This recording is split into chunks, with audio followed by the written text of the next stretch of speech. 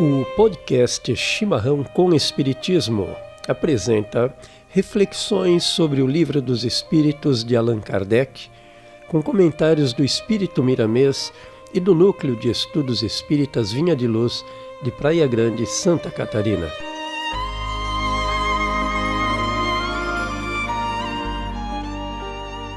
Dando continuidade à escala dos espíritos, abordaremos neste programa a questão de número 113, a primeira ordem, espíritos puros.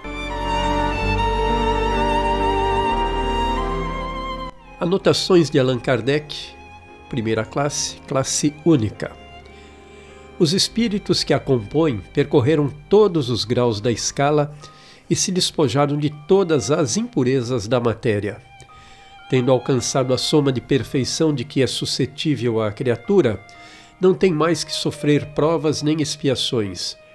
Não estando mais sujeitos à reencarnação em corpos perecíveis, realizam a vida eterna no seio de Deus. Gozam de inalterável felicidade, porque não se acham submetidos às necessidades nem às vicissitudes da vida material. Esta felicidade, porém, não é a de uma ociosidade monótona, a transcorrer em perpétua contemplação. Eles são os mensageiros e os ministros de Deus, cujas ordens executam para a manutenção da harmonia universal. E continua as anotações de Allan Kardec. Comandam a todos os espíritos que lhes são inferiores. Auxiliam-nos na obra do seu aperfeiçoamento e lhes designam as suas missões. Assistir os homens nas suas aflições, concitá-los ao bem ou à expiação das faltas que os conservam distanciados da suprema felicidade, constitui para eles ocupação gratíssima.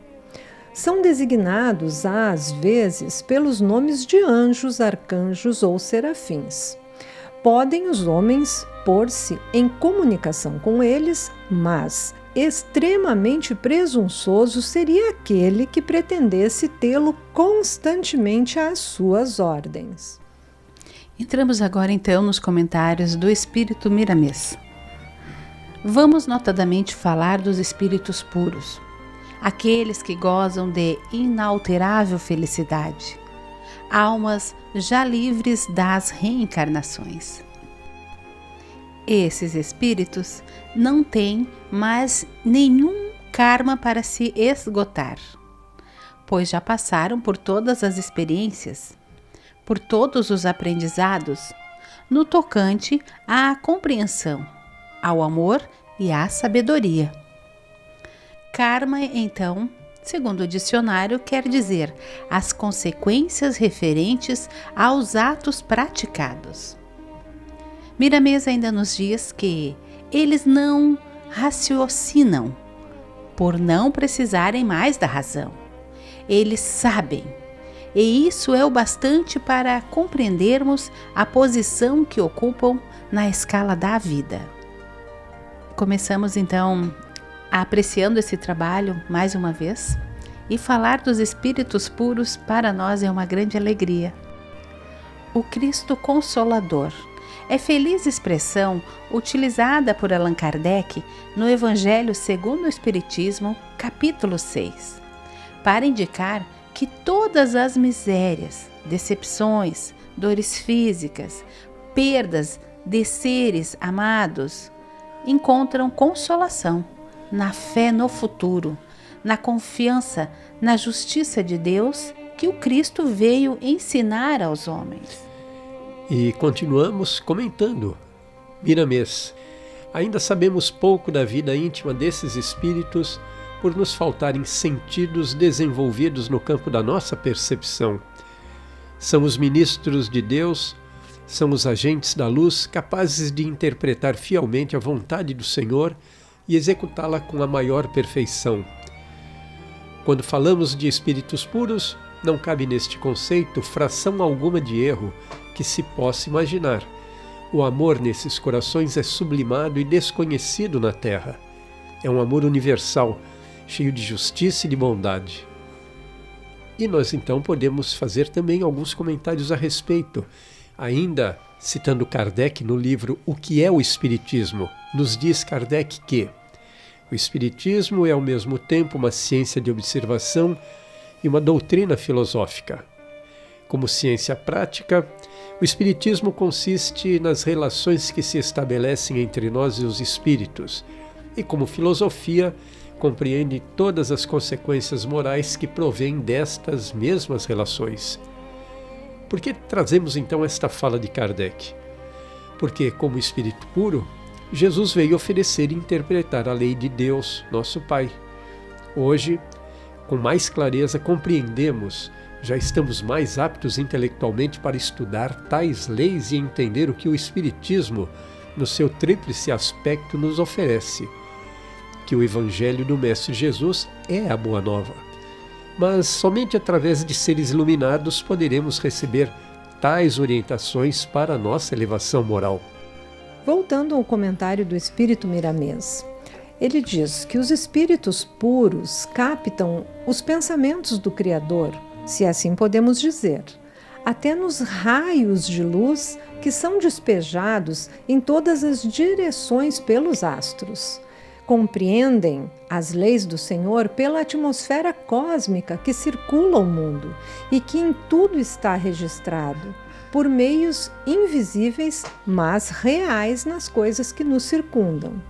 Gostaria de fazer um comentário dizendo que pregar o reino de Deus é, portanto, a exemplificação e vivência, e não apenas palavras ocas, destituídas de vibração e de calor. Amemos, ajudemos sem distinção e pratiquemos o bem com todas as nossas energias, que estaremos colaborando decisivamente para a implantação desse reino de Deus entre os homens aqui na Terra. Muito bonito isso, né, Regina? Começar por nós.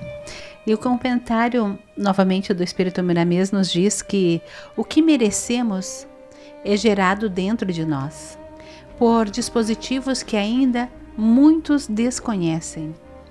É por isso que intuímos em todas as mensagens espirituais para que a fé não fique esquecida e a caridade seja praticada com as possibilidades de quem nos ouça ou leia.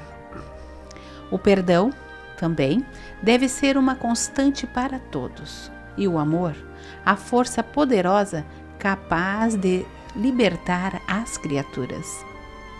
O Espírito Miramês sempre reforçando em cada um de nós esse trabalho íntimo e pessoal. Vemos então que é sempre de âmbito individual a decisão de transformação para melhor.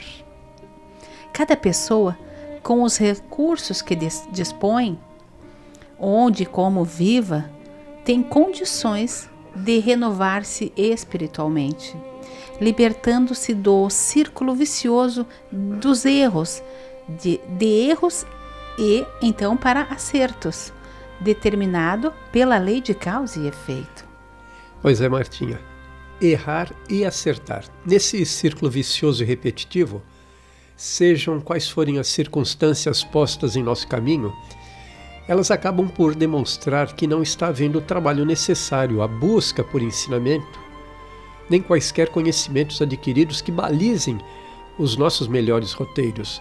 Dá também para entender que a ociosidade, essa falta de responsabilidade ou o descaso para conosco e nossos próximos, sejam também o combustível a nos guiar. E como bem dito por você, Martinha, acima, esses erros e acertos acabam sendo, consequentemente, fruto da imutável lei da causa e do efeito. Sim, Paulo.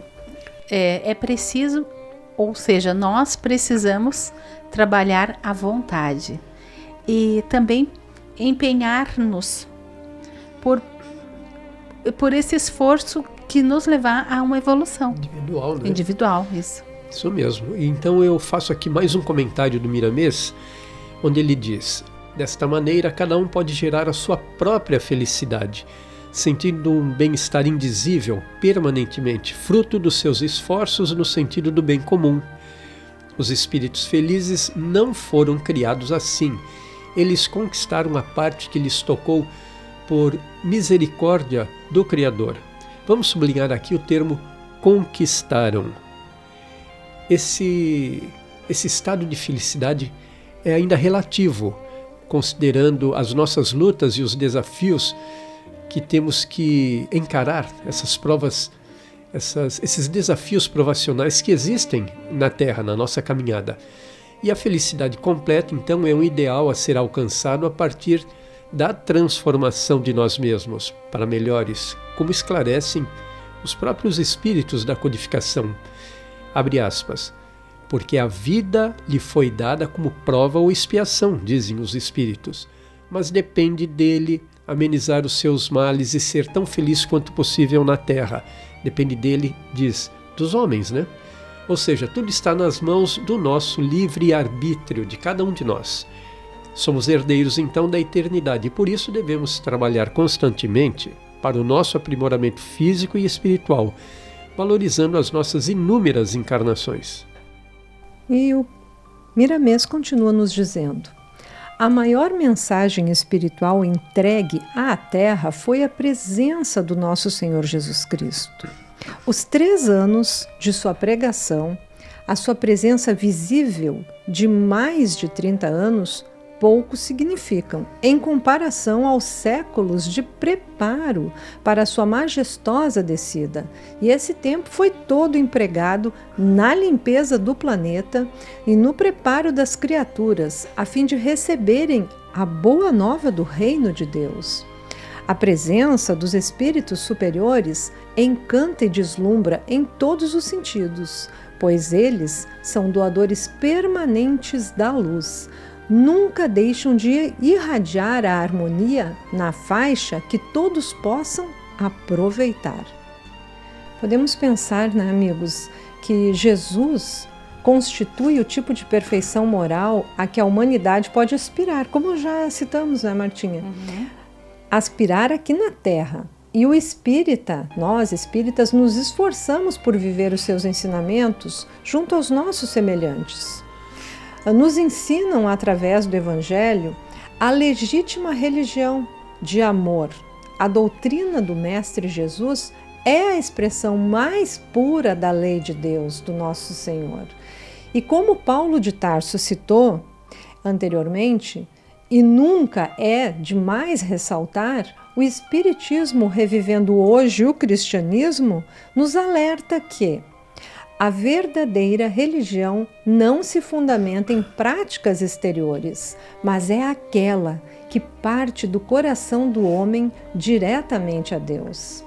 Portanto, amar a Deus acima de todas as coisas e ao próximo como Jesus nos amou, eis a meta da exemplificação espírita e que todos almejamos alcançar na íntegra.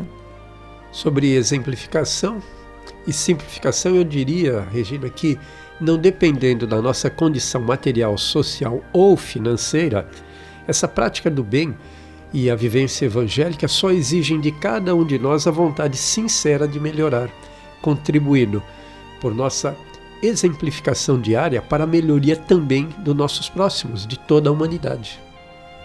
Comentário ainda do Espírito Miramês, ele nos diz que são luzes de Deus, que jamais se apagam e orientam constantemente todos os povos, pelas vibrações que desprendem de seus corações, por amor, na regência da sabedoria.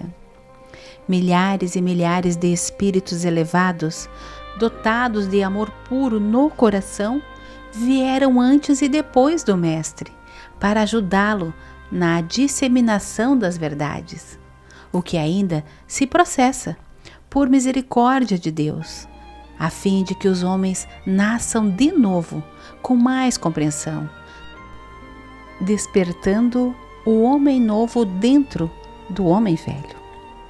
Podemos aqui fazer um comentário, amigos, lembrando de Saulo de Tarso, escolhido por Jesus, que o visitava na estrada de Damasco, tornando-se depois Paulo de Tarso, e cumpre a árdua tarefa de universalização da nova cultura, da nova doutrina, libertando-a dos limites acanhados da aristocracia judaica e levando-a aos gentios de todas as partes do mundo na sua época. Cumpre, portanto, meus amigos, a cada um de nós, da mesma forma que Paulo de Tarso, tentar interiorizar o Cristo em nós, levando conosco o seu Evangelho, e onde quer que estejamos, exemplifiquemo-lo, não só pela palavra, mas principalmente através das nossas atitudes, da nossa exemplificação, como falamos. Pois é, eu gostaria ainda de dizer que Paulo de Tarso foi o maior bandeirante do Evangelho e é ainda nos dias atuais uma presença constante dos ensinamentos do Mestre. Ele que reduziu a uma perfeita unidade o dualismo entre a fé e a vida ao ponto de exclamar. Vamos ver aspas para Paulo de Tarso. Minha vida é Cristo. Eu já não vivo, mas o Cristo é que vive em mim. Isso define bem o clima de transformação a que todos devemos aspirar. Voltando mais uma vez ao espírito Miramês, disse ele: a mensagem espírita que Allan Kardec teve a felicidade de entregar aos homens foi orientada diretamente por Jesus, e ele, Jesus, continua assistindo e orientando o progresso desta mensagem que desperta as criaturas para a libertação espiritual. Ele continua nos chamando. Necessário se faz que levantemos e andemos com ele para a luz de Deus. Qualquer pessoa pode ter assistência pessoal desses agentes de Deus, os espíritos puros. Depende do esforço que cada um faz na educação de si mesmo. Eu comentaria que, ampliando a noção de Deus, Jesus nos faz compreender o Criador como Pai de infinita bondade. O Espiritismo, iluminando os conceitos evangélicos, revelou-nos Deus, nosso Pai, como inteligência suprema que nos criou para a perfeição. E vem lá a frase: e conhecereis a verdade vos libertará. Assim, um dos mais importantes passos para a nossa evolução espiritual é antes a transformação moral, a busca e o aprimoramento das virtudes humanas. E essa transformação só se processará mediante o alcance da verdade, que por sua vez só será verificada através de muito esforço, muito trabalho pessoal, estudando o Evangelho e seguindo os seus ensinamentos. E gostaria de dizer, amigos, que toda a vida de Jesus, o Verbo que se fez carne para habitar entre nós, foi uma manifestação de luz, clareando as trevas da nossa inferioridade. Programada nos seus menores detalhes, a vida do Rabi da Galileia constitui-se uma exemplificação permanente do amor entre os homens, descortinando-nos o caminho, a verdade e a vida. Assim como a Terra não pode dispensar o concurso dos raios solares, a humanidade tem em Jesus o divino sol espiritual a nortear os nossos destinos.